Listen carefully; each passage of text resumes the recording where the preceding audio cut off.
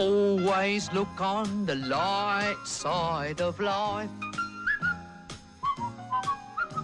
If life seems jolly rotten, there's something you've forgotten, and that's to laugh and smile and dance and sing.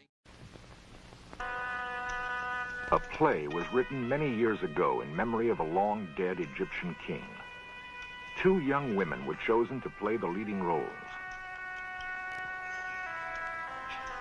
The play was the whim of an American writer who thought to poke fun at ancient Egyptian superstition.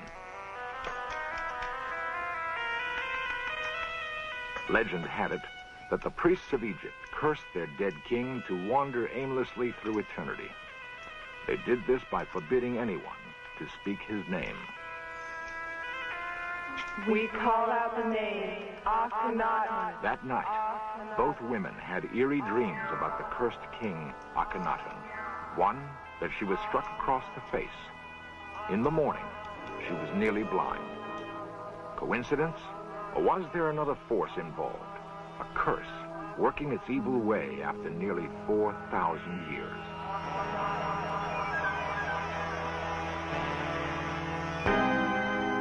The priests of Egypt had enormous power. Not even the Pharaoh was immune from their vengeance.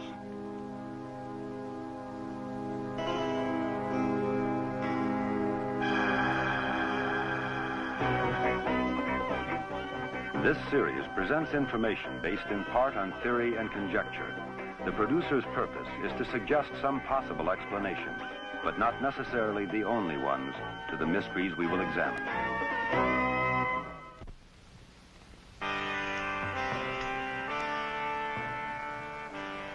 Egypt. It was already a great nation 3,000 years before Christ was born. Its kings built enormous monuments during their lifetimes. By the 20th century, 33 royal tombs had been excavated in the Valley of the Kings. The most exciting discovery, however, was still to come.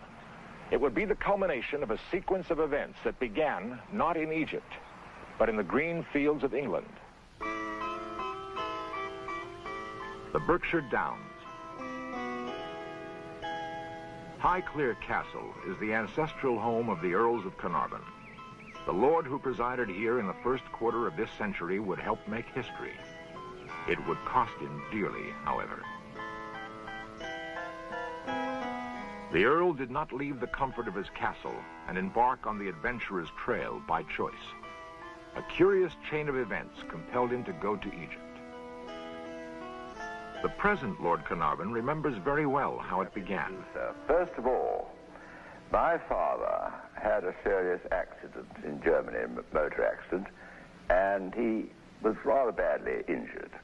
He also suffered from rather weak lungs, so his doctors said to him, doesn't matter where you go, but you must go to a dry, warm climate every year from now on in the winter months.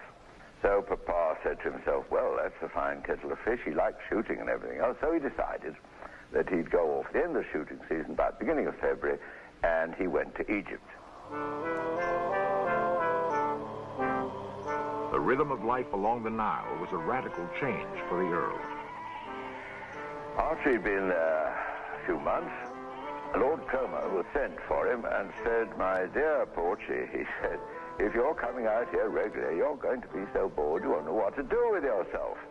So may I make a suggestion? Yes, indeed, I'd be honored if you'd tell me what to do. Right, he said, why don't you take up as a hobby Egyptology? He said, it's very interesting, and what's more, he said, it happens that at this moment of time I've got the very fella who will help you best.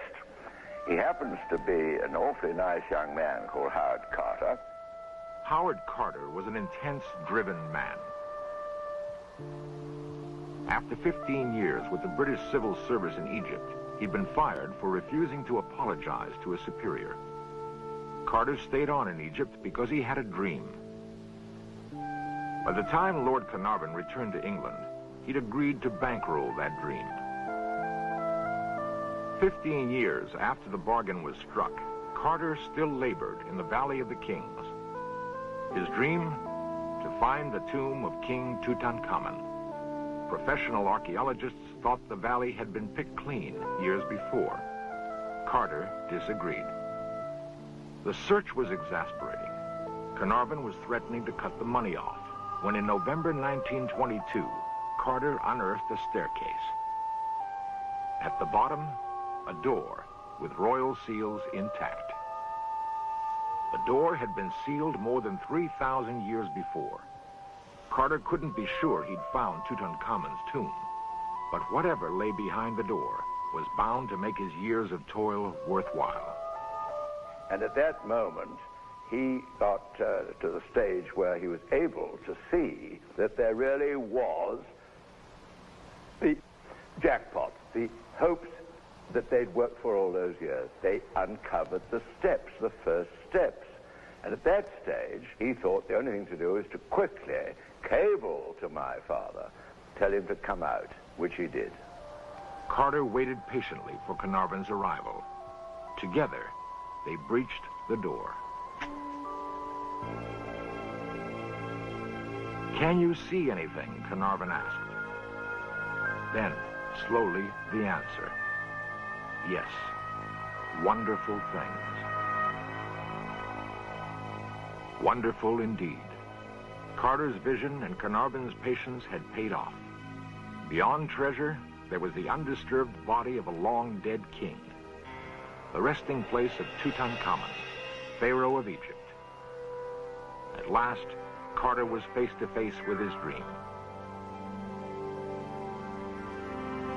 Around Tutankhamun's neck, a magnificent gold collar.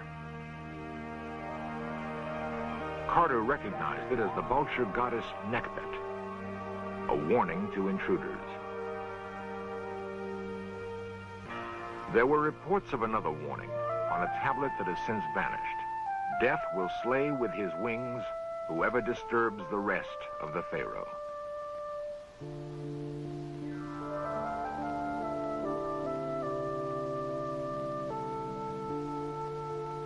There was little time to worry about curses. Ahead lay the enormous task of cataloging the treasure. Carter and Carnarvon were apparently not the first to enter the tomb after it was sealed. There was evidence that someone had rummaged around, then fled. Perhaps ancient tomb robbers frightened by the curse.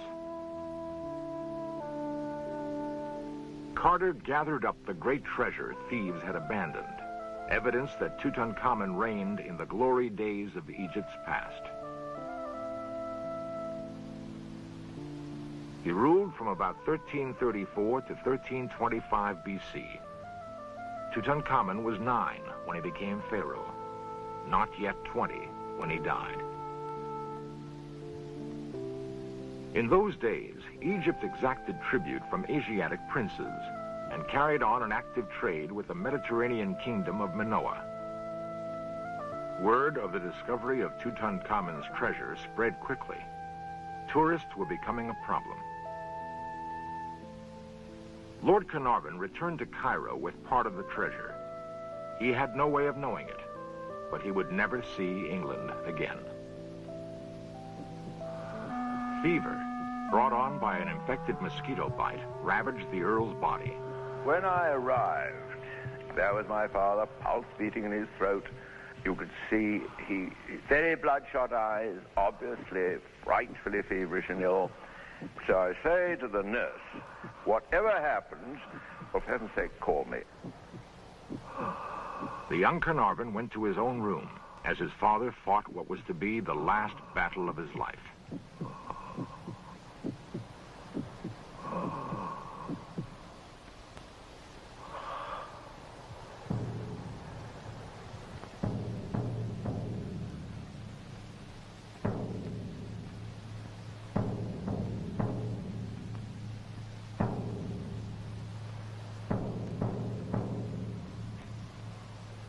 Sure as fate, about 1 to 2, the good lady is shaking me awake, and she said, "Your father's drawn his last breath.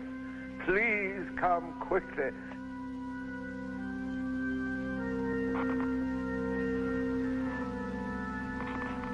Something was wrong with the lights, and young Carnarvon needed a flashlight to find his way to the Earl's bedside.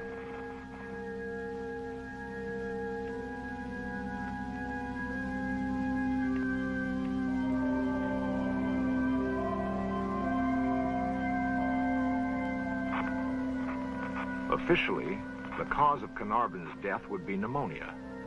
The Egyptian press had another explanation. Your father disturbed the remains of King Tutankhamun.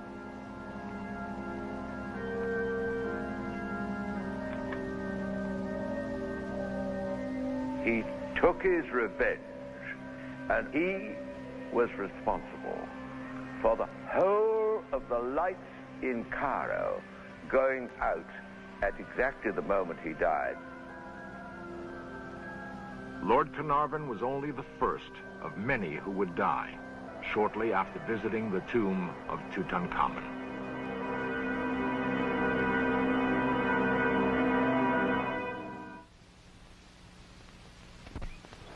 The discovery of Tutankhamun's tomb was a great event, but the sudden and mysterious death of Lord Carnarvon had cast a pall on the celebration. Carnarvon's grieving son returned to England, only to find new evidence that his father might have unleashed some malevolent force, which cost him his life. Already, the popular press was proclaiming Lord Carnarvon's death to be the revenge of the mummy. His son took refuge behind the walls of Highclere Castle. The memory of that awful night in Cairo would not so easily be shaken. I had a little fox terrier bitch called Susie. And when I got back, very old-fashioned housekeeper, Mrs. McLean, said to me, "I've something to tell you, my lord. A really extraordinary happening." At 5 minutes to 4, and as you know, Cairo time is 2 hours, so we're 2 hours in front of Cairo, she said, Susie sat up on her hind legs. Her mouth was covered in foam. She let out a howl like a wolf and fell back dead. Something of a panic set in. Collectors rushed to get rid of whatever Egyptian relics they possessed. Howard Carter's assistant, Richard Bethel, died suddenly of a circulatory collapse. Bethel's father, Lord Westbury, committed suicide. The chief Egyptologist at both Paris's Louvre and New York's Metropolitan Museum died shortly after visiting the tomb. American financier Jay Gould took ill and died within days of seeing Tutankhamun's final resting place. To date, 22 deaths have been associated with the curse.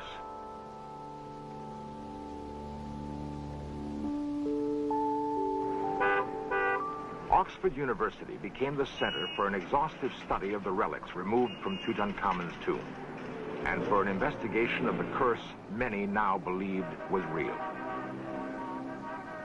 Oxford's Ashmolean Museum is still one of the richest repositories of Egyptian antiquities.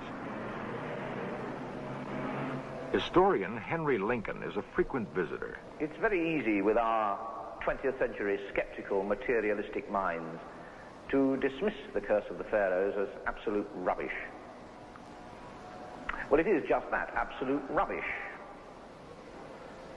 Death to anyone who enters this tomb is a pretty fierce curse to somebody with a superstitious mind, but it's just a threat, and a pretty ineffectual one at that. And we all know that the curse of the pharaohs was concocted by the popular press because Lord Carnarvon had sold the rights to the discovery of Tutankhamun's tomb to the Times, and the other papers wanted something sensational to write about. But the Egyptians, a curse wasn't rubbish. Tutankhamun's figured largely in the thinking about the curse, and it was Tutankhamun's father-in-law who, in fact, was cursed to wander in all eternity by the priests of Amun. The ram's head god, Amun-Ra, was dominant in Egypt before the reign of Akhenaten. Akhenaten introduced the practice of sun worship, symbolized by a new god, Aten. The priests of Amun were stripped of their power. Under this new religion, only the pharaoh could commune directly with Aten. The temples of Amun were defaced, but the priests bided their time. The old religion and the old ways went underground. Egypt's peasants apparently also maintained their loyalty to Amun. Akhenaten died in the 17th year of his reign. His tomb has never been found. Even as the young Tutankhamun was ascending the throne, the priests of Amun moved to regain their power. Akhenaten's name was eradicated from great monuments. His likeness is destroyed. There was an American artist, Joseph Lyndon Smith, working in the tombs, taking copies of the wall paintings at the time that Tutankhamun's tomb was discovered.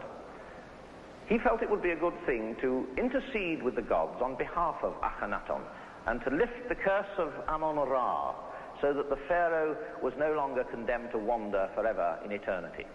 He was going to do this by putting on a play.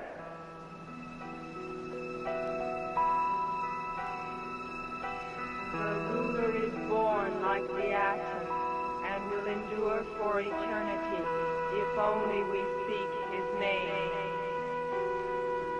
We call out the name Akhenaten. Akhenaten, Akhenaten, Akhenaten, Akhenaten, Akhenaten, Akhenaten, Akhenaten. We call out the name Akhenaten. At the final dress rehearsal, something unheard of happened. At the moment when Akhenaten's own prayer was being spoken, a colossal hailstorm began. To the Egyptian helpers who were there for the play, it was as if the gods were throwing stones at them. The rehearsal had to be abandoned. The two women who were playing Akhenaten and his mother, both that night had the same dream. Each dreamt that she was standing in a temple dedicated to Amun-Ra, and the statue of the god came to life and struck them. But for each woman there was one small difference in the dream. One of the women was struck across the stomach, and the other across the face. Within 48 hours, the one who had been struck across the body was having a serious abdominal operation, and the one who had been struck across the face had the most virulent case of trachoma ever seen in a European. She almost lost her sight. Everybody associated with that little play, within that period of 48 hours, had been struck down by some minor illness or other. Was that the curse of the priests of Amun, still working after all those thousands of years? And if it wasn't the curse, what was it? A new chapter to the mystery of the mummy's curse opened in 1976 at the Paris airport. The occasion was an eerie state visit. The mummy of King Ramses was arriving with pomp and circumstance due a chief of state. Something terrible was happening to the mummy, and Egypt wanted France to help. The mummy was taken to the Museum of Man in Paris. In a sealed laboratory, Egyptologists gathered. The Ramesses mummy was among the most perfectly preserved of all those found in the Valley of the Kings. Now it was beginning to deteriorate rapidly. The Egyptians wanted to know if Ramesses could be saved. Tutankhamun's mummy had been ravished by the time of its discovery. Some theorized the priests of Amun deliberately thwarted the embalming procedure. There has been no public announcement to date about what the French experts found when they unwrapped the body of Ramesses.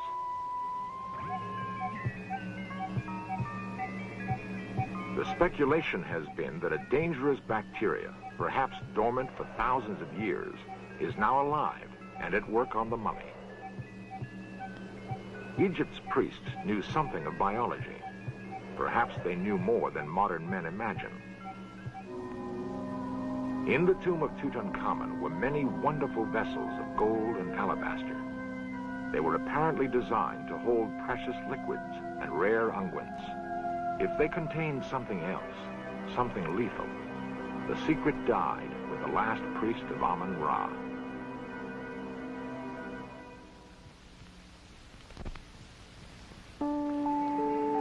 "1977 affords millions of Americans the opportunity to see Tutankhamun's treasures.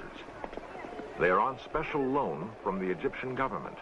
and will tour museums in Washington, D.C., Chicago, New Orleans, Los Angeles, Seattle, and New York.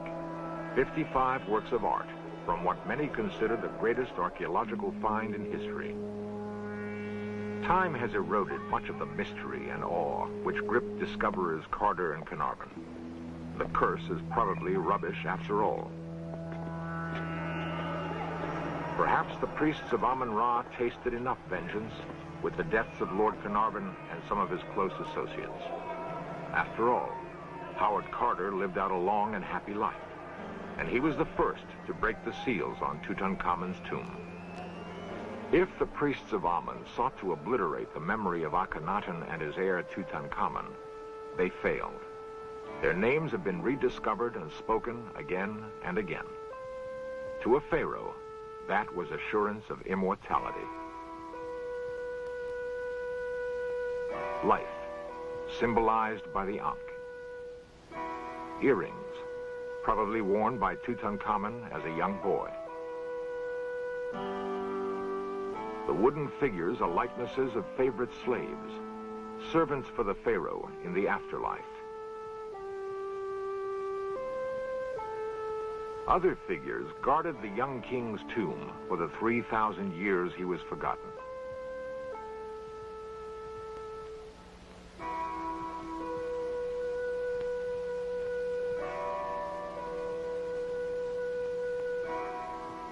If we believe the curse, we must believe something else.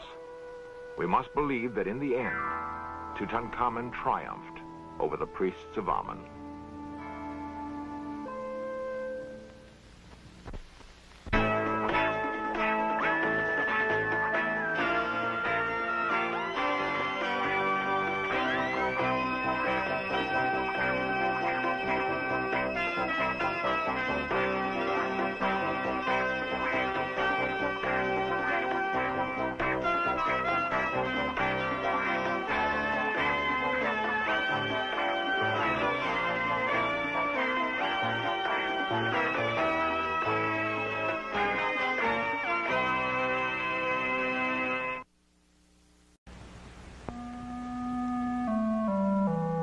Earth, the third planet from the sun. For uncounted thousands of years, men looked to the sky and wondered if they were alone. Finally, there were machines that could travel into space.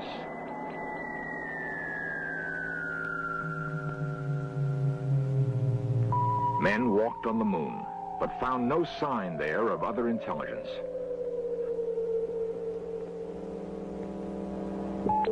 But there are 8 other planets moving around the same sun that kindled life on Earth.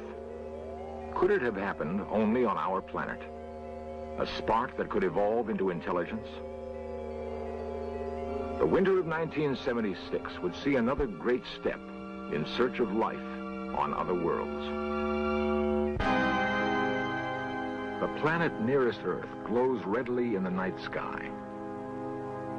What common heritage might these two worlds have?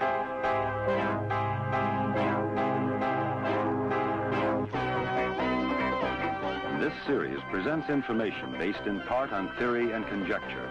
The producer's purpose is to suggest some possible explanations, but not necessarily the only ones, to the mysteries we will examine.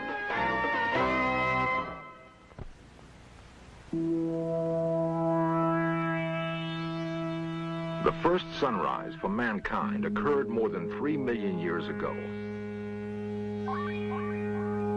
Long, long before there were men, the sun was an insignificant cluster of dust and gas.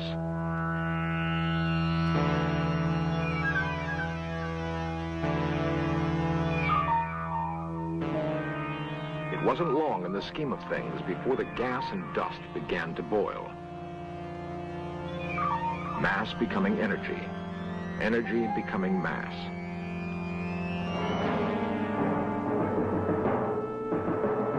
Other forces were at work as pressures built, and the infant sun was at war with itself.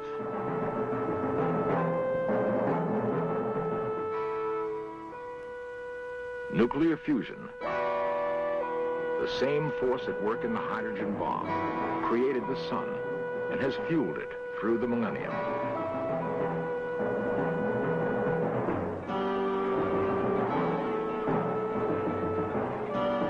In the convulsion of birth, great mass and enormous energy must have been thrown off into space. The planets were the cinders left by this cosmic holocaust. The same process was at work throughout the universe. Uncounted stars, uncounted planets, uncounted possibilities for life. Probes have been sent into space, and new mathematics invented to help understand the dynamics of the universe. Most of what is known about space has been learned only in the latter half of this century. It would be arrogant to suppose, therefore, that we've done more than begin to ask the right questions. Of course, there's never been a shortage of answers. Before men had space probes and computers, they had imaginations. Georges Méliès was a pioneering filmmaker. In the first quarter of the century that would see men actually walk on the moon, he created a vision of what that event might be like.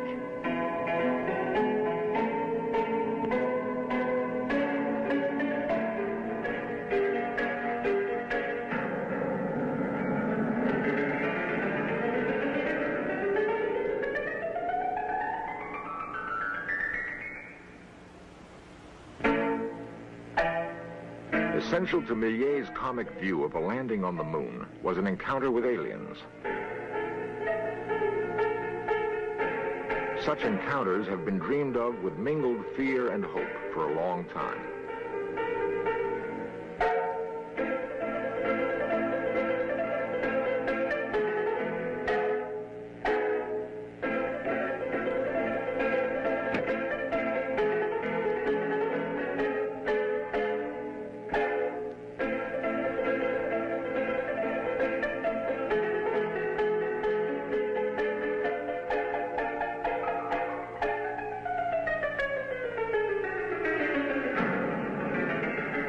Ironically, Méliès' view of the return to Earth was not unlike a modern Apollo splashdown and recovery. Percival Lowell was one of many who contemplated the possibilities of life on other worlds. He was not a filmmaker, but a man of science. Lowell's passion was something he saw on the face of Mars. Lowell came to Flagstaff, Arizona in 1894 to build an observatory. He hoped that the clear desert air would afford him a better look at Mars than any astronomer before him had been able to achieve. The 24-inch refracting telescope Lowell installed on the site was the most advanced of the day. When all was ready, Lowell trained his eye on Mars. The conclusions he reached about what he saw made him one of the most controversial scientists of the age. Arizona newspaperman George Hoyt has written a definitive biography of Percival Lowell.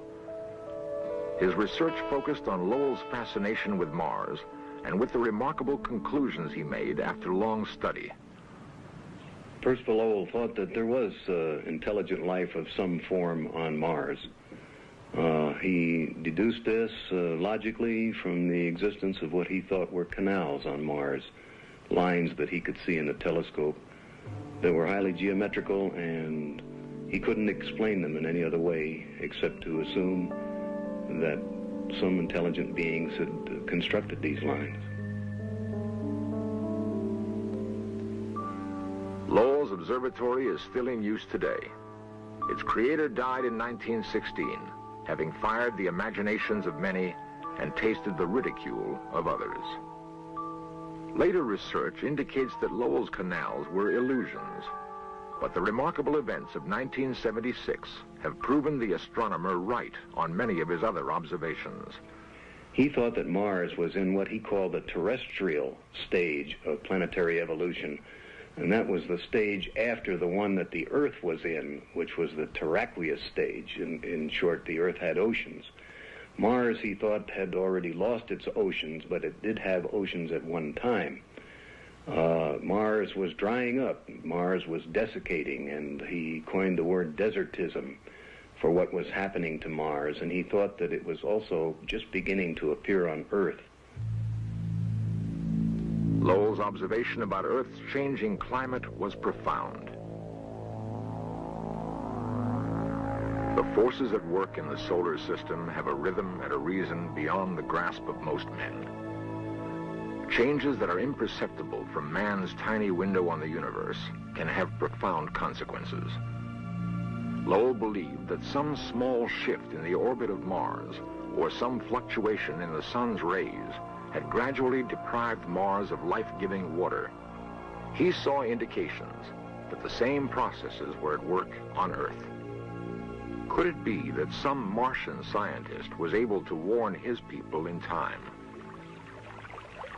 At the Jet Propulsion Laboratory in Pasadena, California, scientists like Harold Klein are studying the similarities between Earth and Mars that Percival Lowell was the first to recognize. Well, it's very difficult to talk about the evolution of a planet like Mars without too much information. The general theory at present is that both Mars and the Earth were formed at the same time, about 5 billion years ago.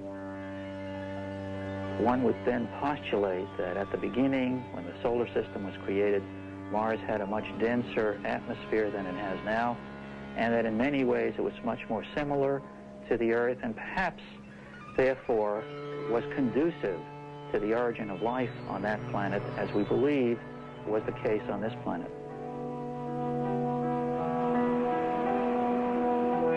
Water would have been essential if life on Mars was to develop as we know it. Gerald Soffen is a Mars geologist.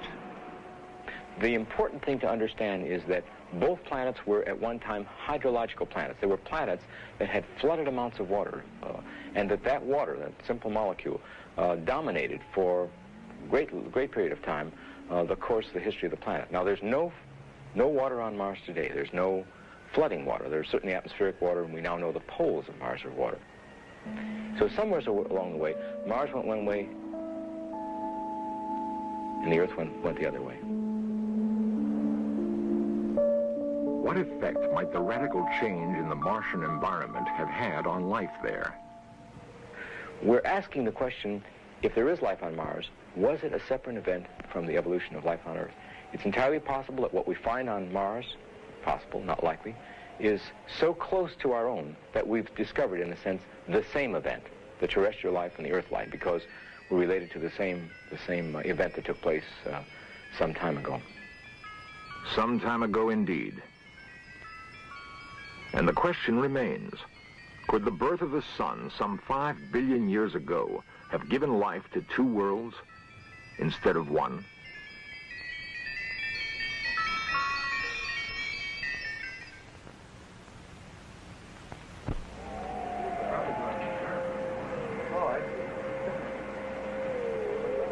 Mission Control, the Jet Propulsion Laboratory in the foothills above Pasadena, California. It is from here that an ambitious undertaking in space will be directed. The target is Mars, 212 million miles from Earth. Men have walked on the moon, but this journey to Mars will take 11 months. Too long for man now, but not for his machines. Copy, thank you. Ascertain orders in for 215602. Copy, thank you. A Titan Centaur lifts off from Cape Kennedy. It is August 20th, 1975. In the nose cone is a machine of ingenious artifice. It is called Viking. Men have learned to extend their intelligence beyond the confines of their fragile bodies, into icy space and onto unknown worlds. The machine will go where men cannot, for the present, go. It will obey the commands of the scientists in Pasadena, sitting at their computers, 35 miles from the surfing beach at Malibu.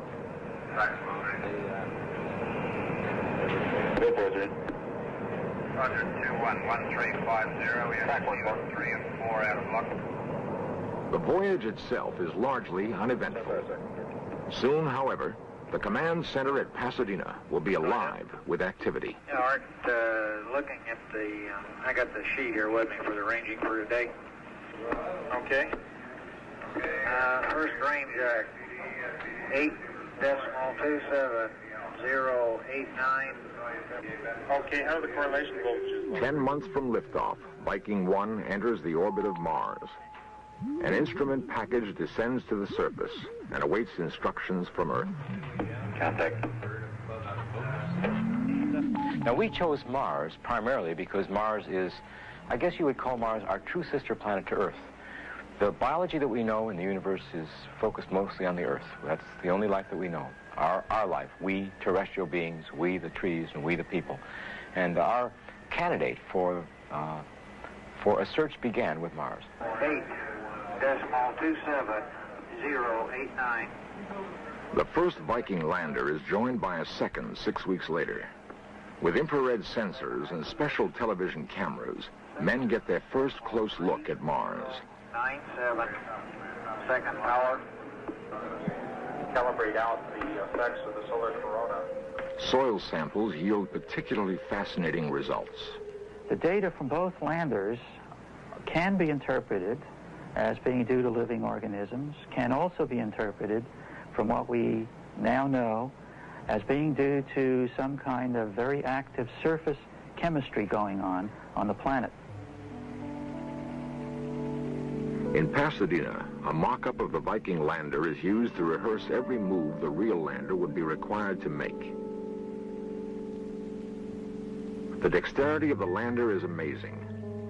Sighting through television eyes, programmers on Earth trigger Viking to scoop up samples of soil or rock. Samples are dropped into a sifting mechanism that sorts particles for specific tests. Dr. Leslie Orgel points out that the tests are inconclusive. The experiments that we've done with the Viking on Mars this time doesn't give any evidence at all for any compounds left over from life in the past on Mars. But that doesn't, of course, mean at all that there wasn't any life on Mars. There may have been compounds there, and they may have been destroyed. Well, if you want to postulate a technological civilization on Mars, which has died out, you would then also have to have some mechanism to cover over any sort of buildings or any sort of vast project. It is conceivable that you might have had such a civilization which then got covered up by some cataclysmic event such as a massive Marsquake which completely covered over everything, and that all the artifacts of your ancient civilization are unburied in some way. None of this is visible, you see, from our pictures now that we're taking from the Viking spacecraft, which could see objects as small as about 15 yards or so, or bigger in size. The Viking scientists believe that the Martian sky must have once resembled our own. Whether some natural catastrophe obliterated an ancient Mars civilization, we don't know.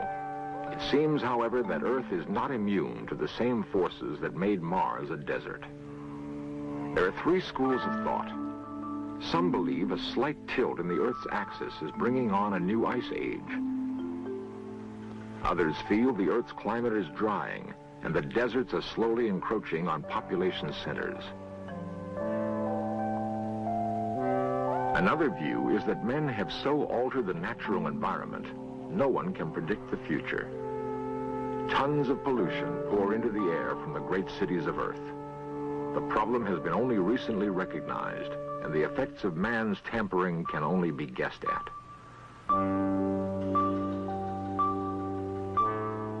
Men have done worse things than pour smoke into the sky.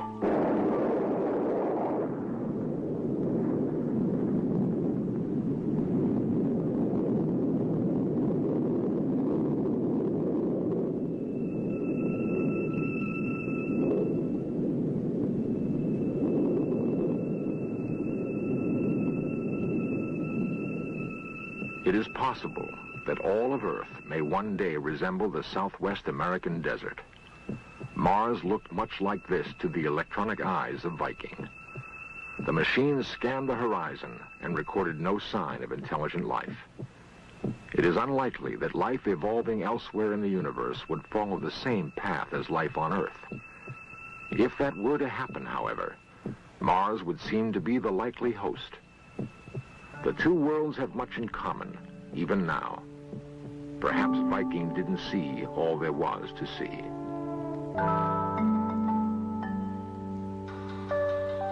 Beyond that, could men recognize the works of a civilization radically different from his own?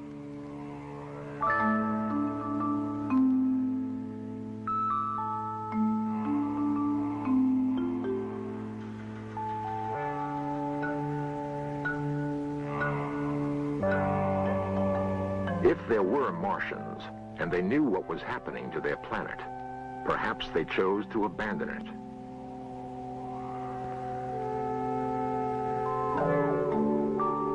On Earth, men have developed the technology to create orbiting habitats. Theoretically, these artificial worlds could be built on an immense scale in weightless space. They could provide a safe refuge for long voyages in space, voyages to new worlds.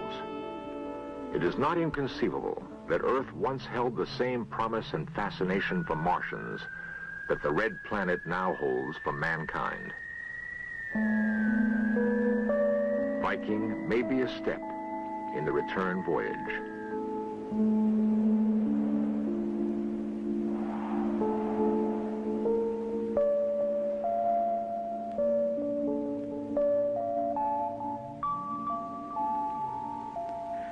This is the beginning. This is really truly the beginning. Regardless of what happens next year or even a decade from now, we have started what will become an adventure of mankind in searching for not only the lowly forms of life, but eventually, I think, to search for intelligent life. This is one of the milestones in the course of human destiny to find cousins. It is the inevitable path of man's destiny that he will explore the heavens. We're only now talking about the timetable. We'll adapt the environment to ourselves. We will change the atmosphere. We'll do what is called planetary engineering. It doesn't exist yet, but it will someday. For example, with all that water at the pole of Mars, there's no point in leaving it frozen there. We might as well melt it and form an ocean. And that's not so fantastic. It's possible to dream about things like that. It is also possible to dream that should we reshape the Martian landscape, we would be settling an old account. Perhaps they did as much for us once. If we, on the other hand, are unique in the universe, the time is approaching when we can spread our kind to the stars.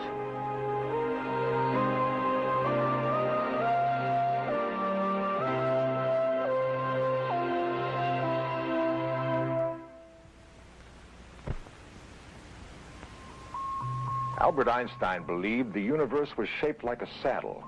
By traveling in a straight line, one could eventually wind up where he started. With the universe, as with life, endings seem to merge with beginnings. Was the end of some undiscovered civilization on Mars the beginning of our civilization on Earth? Will our first steps on some dusky Martian plain be a homecoming? Only when we've been there can we prove or dismiss the notion that some calamity of nature or poverty of spirit might have overtaken a parent civilization on the fourth planet from the sun. It would be well for us to find out, for it has been observed that those who cannot learn from the past are condemned to relive it.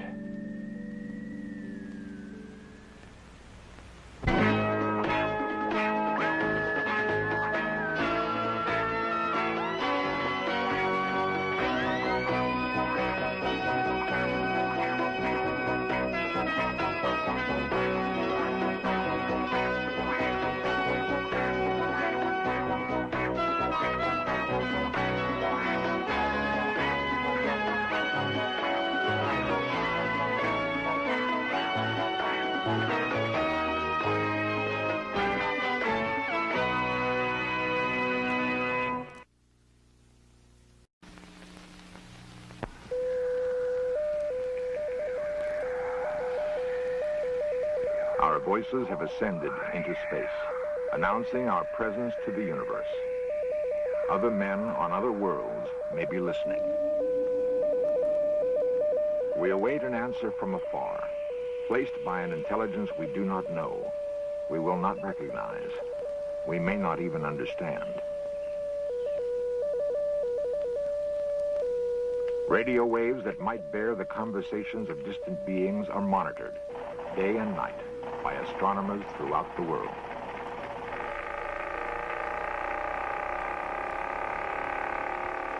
Our understanding of life in outer space may begin with reaching out to another form of intelligence here on Earth.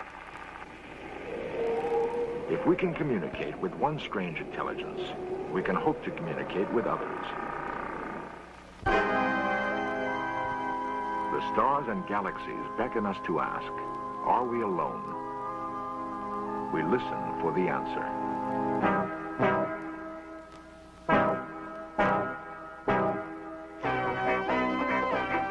This series presents information based in part on theory and conjecture. The producer's purpose is to suggest some possible explanations, but not necessarily the only ones, to the mysteries we will examine.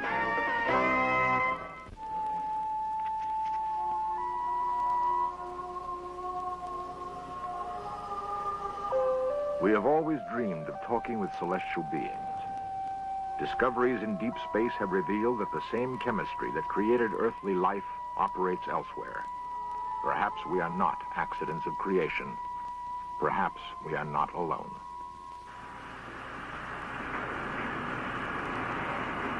Giant ultra-sensitive instruments tune in on the frequencies of other worlds as we begin a cosmic journey.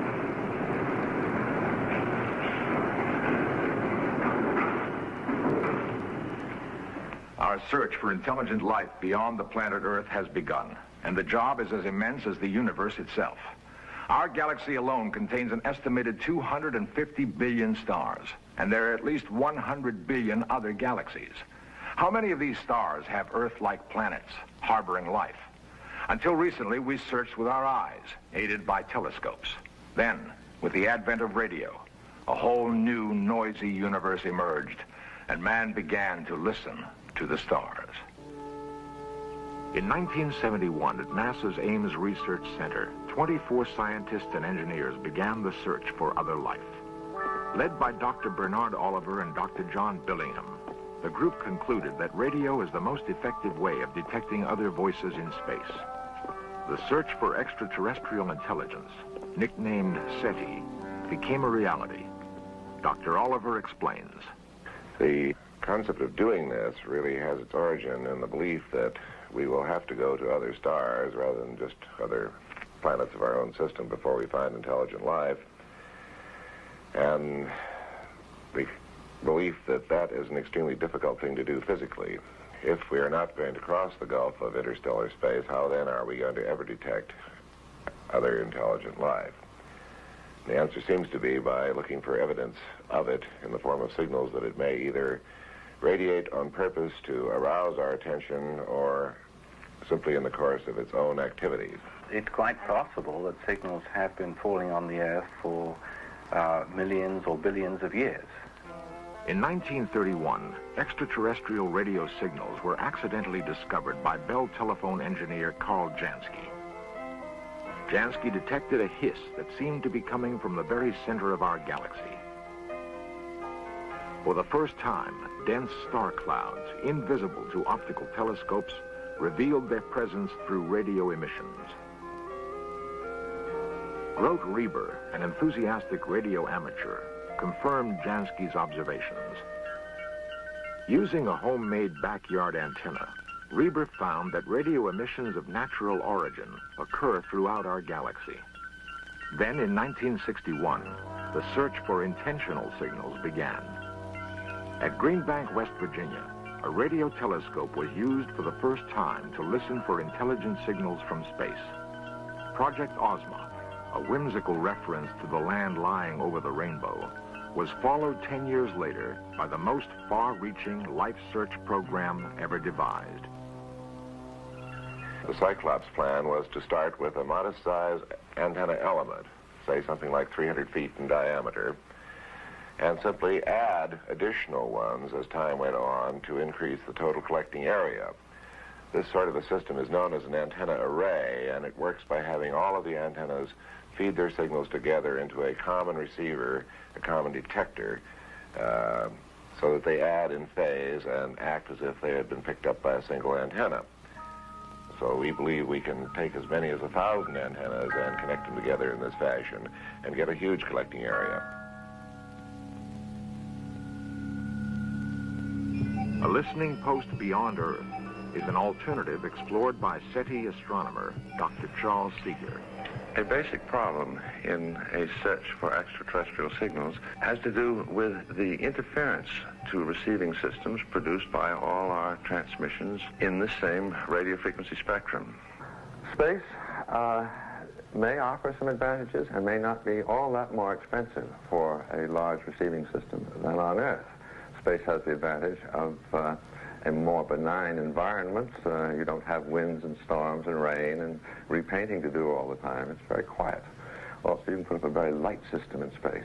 It floats there. The backside of the moon is attractive since there you are beautifully shielded from all Earth activity.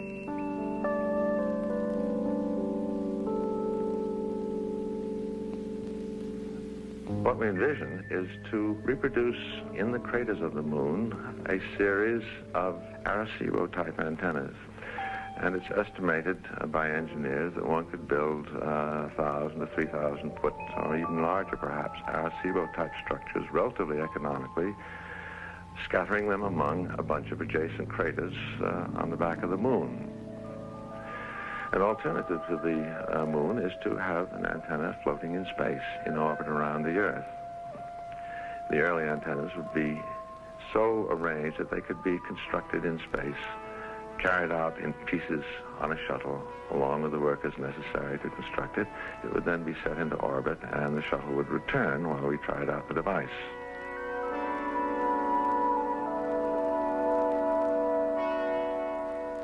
While we wait for a call from space, we have not ruled out breaking the silence of the universe by sending our own signals to cosmic neighbors.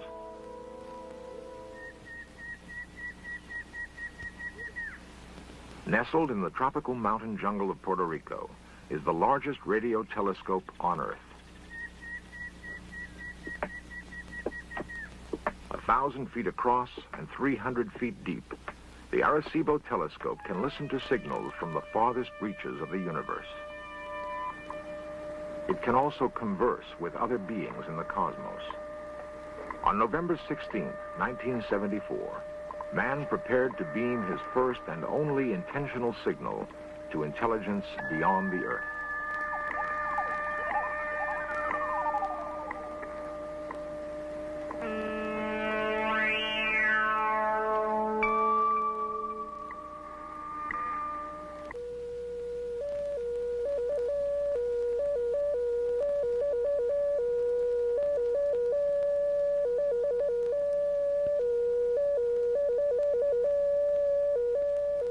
Our message, traveling at the speed of light, will take 24,000 years to reach star cluster M13 in the constellation Hercules.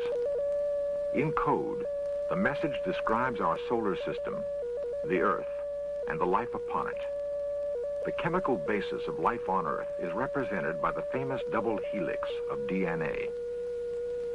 The final depiction of a human being is like a cry in the night of space. Who or what will answer our call?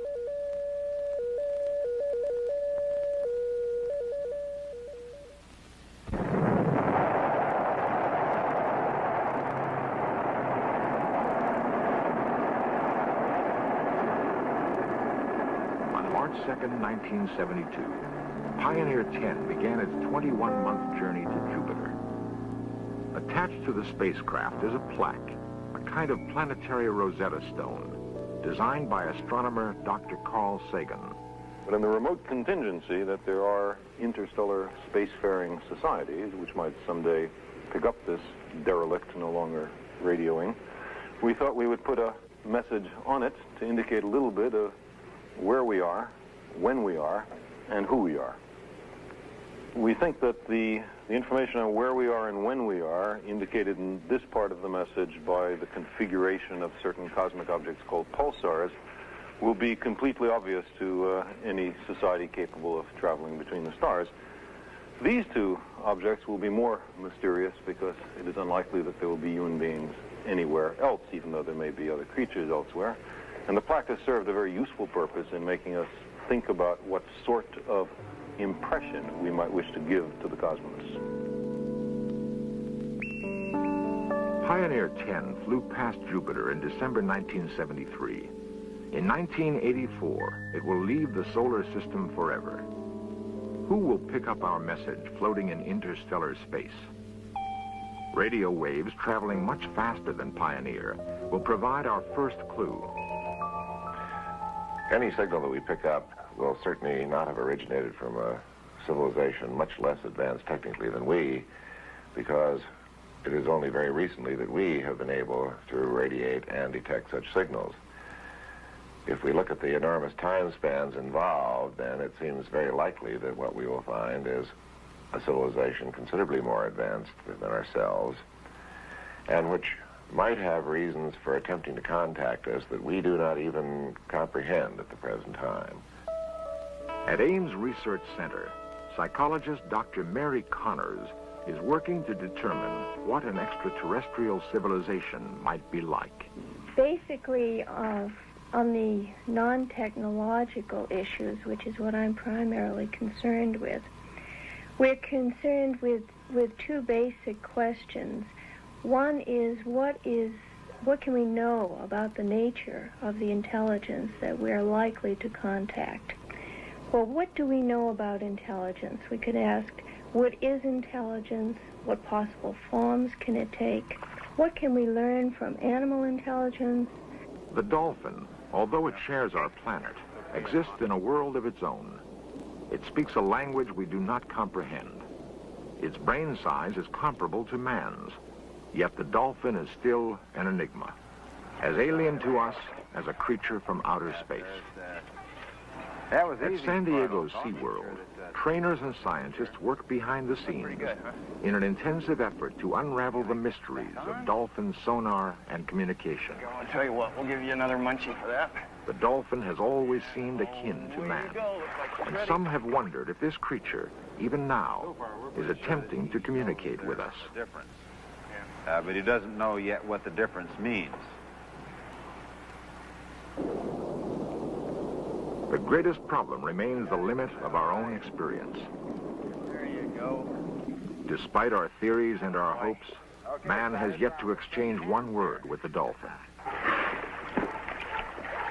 SeaWorld's curator of mammals, Dr. Lanny Cornell, and researcher Sherry Gish are interested in cracking the communication barrier. One of the projects that we have in an overall study of communications amongst dolphins is one between two animals in two pools, separated by a soundproof gate, which allows us to determine specifically when the animals will be able to communicate with one another. Cornell and his assistant will monitor every sound emitted by the two dolphins. The exchange, each signal and response, will be carefully studied and patterns of sound production analyzed. Sound waves are converted into a form that can be measured electronically. An oscilloscope reveals the changes in frequencies, some inaudible to the human ear. At 1/16th normal speed, the intricacies of dolphin signals become apparent.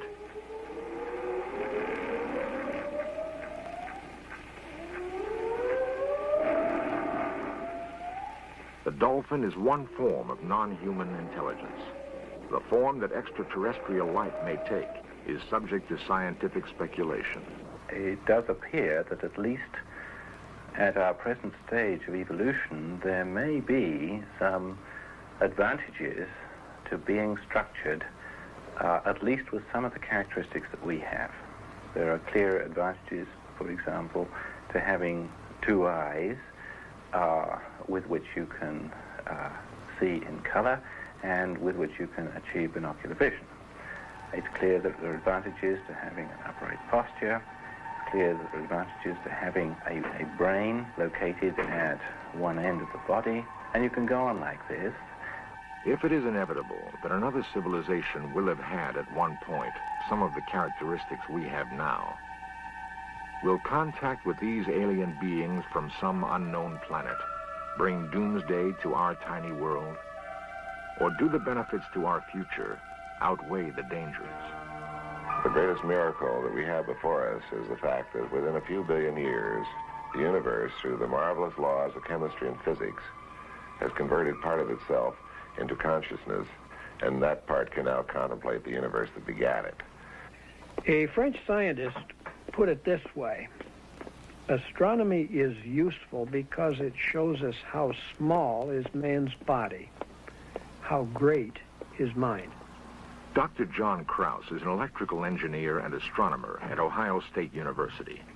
He is one of a few who are working intently to solve the riddle of the universe. To answer the question, are we alone? He is philosophical about his mission. I think one of the exciting things about all this work is that those of us who are involved are like pioneers. We are exploring the universe. It's a pioneering venture to find out what is out there and perhaps who is out there. Searching for extraterrestrial intelligence is like looking for a needle in a haystack. Assuming that we're not unique and that there are intelligent beings elsewhere, we have to try and second guess them. But you need some kind of roadmap. Dr. Krause's roadmap is a giant radio telescope that he helped design and build. He affectionately calls it Big Ear. Larger than 3 football fields in area, Big Ear has detected signals from the most distant known objects in the universe. Could Big Ear now find intelligent signals in the vastness of space?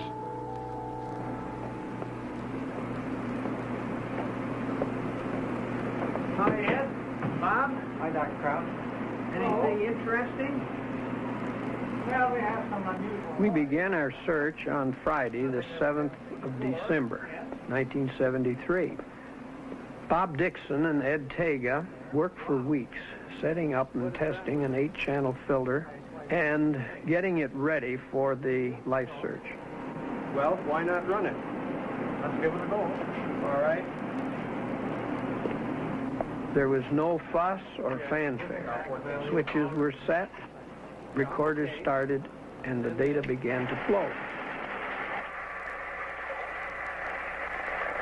Now our Big Ear was listening for other men on other planets, circling other stars, who might have built beacon stations to announce their presence.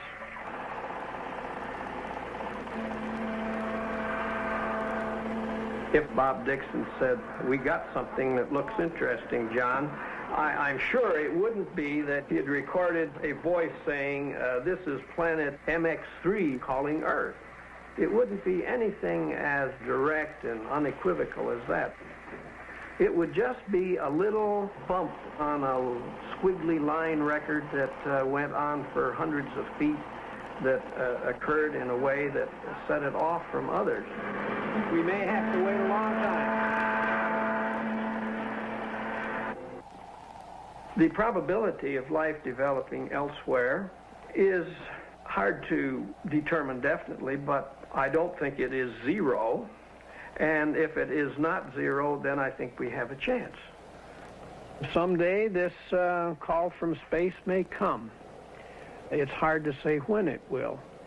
The signal that we're looking for might be found within a day, but it might be weeks, years, but it will have profound significance to man. If we are not alone, what will we say to our neighbors?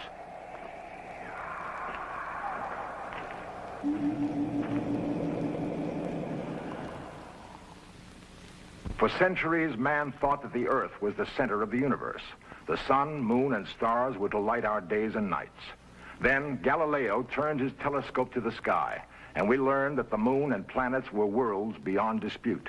that the stars weren't just ornaments in the sky, but represented a cosmos far beyond man's earthly imagination. We dreamt of life beyond the planet Earth and set out to explore the universe. We began, humbly, with the moon. I was strolling on the moon one day. In a merry We found that there is no man in the moon, but there are 9 other planets in our solar system. So we set our sights on Mars and sent our probe.